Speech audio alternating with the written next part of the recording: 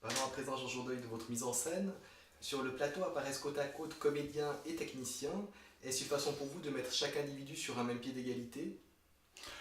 En fait, les techniciens m'ont dit ils ont accepté de jouer. Plusieurs d'entre eux, il n'y en a qu'un seul qui reste en coulisses, c'est le régisseur lumière et le régisseur vidéo. Tous les autres, la machinerie, le son, etc., assurent cette fonction de machinerie, de son, mais ils l'assurent pour une part avec les comédiens. Et ils se sont dit au début, on croyait, enfin ils m'ont dit, au début on croyait que tu nous demandais à nous détracteurs, mais j'ai compris finalement que c'est aux comédiens que tu demandais d'avoir l'esprit des techniciens, des machinistes. Et effectivement, c'est ce jeu-là qui a aussi permis, je crois, de constituer une équipe dans laquelle toutes les informations circulent et une sorte de machine à 10 éléments, puisqu'on est 10 en tout. Cette machine à 10 permet de faire fonctionner la pièce.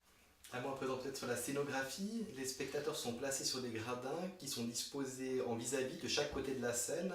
Pourquoi avoir choisi un tel dispositif?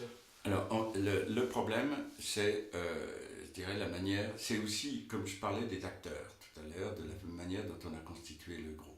C'est aussi la façon de procéder pour aborder cette pièce. Ce qu'on a fait avec Jean-Claude Marais, qui a assuré la scénographie, et Michel Kuhlmann, qui est un vieil ami avec qui j'ai beaucoup travaillé en France.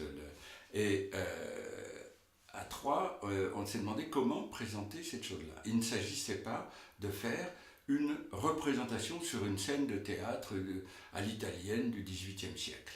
C'est-à-dire que Muller fait exploser le XVIIIe siècle et du coup ça lui permet de passer du XVIIIe à aujourd'hui, hein, ou à son présent des années 76 quand il écrivait la pièce, ou le présent encore de sa fin de vie, puisqu'il est mort en 1995 et on est maintenant 20 ans plus tard.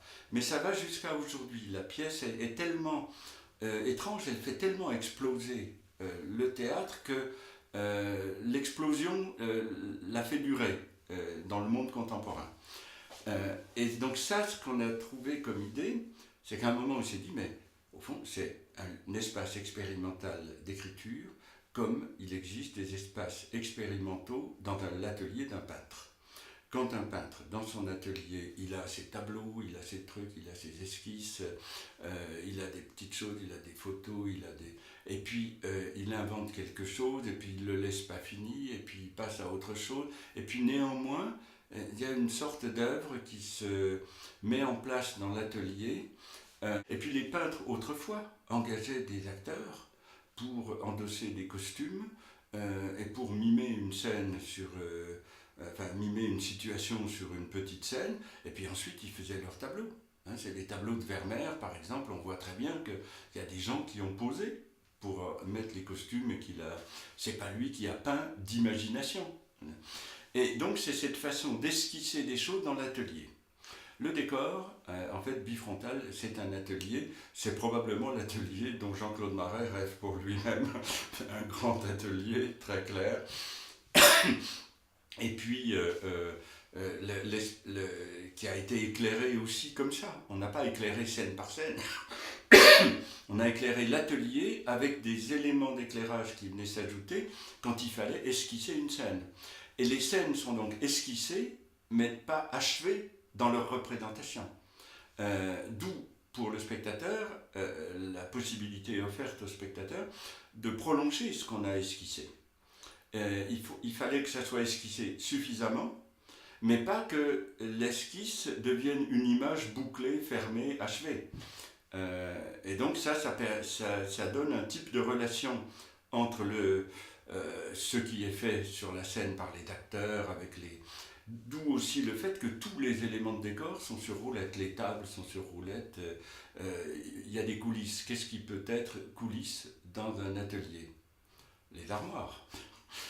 Donc les acteurs sortent des armoires. Dans une armoire, qu'est-ce qu'il y a? Quelquefois un cadavre.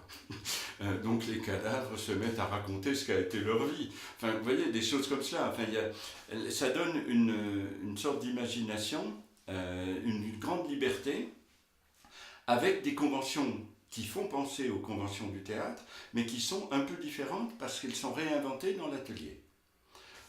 Et ça a été très important, ce travail qui s'est fait chez Jean-Claude Marais, dans sa maison, il y a son atelier, on a travaillé ensemble et imaginé, et puis petit à petit, c'est cette idée qui s'est dégagée. Jean Jourdeuil, merci beaucoup.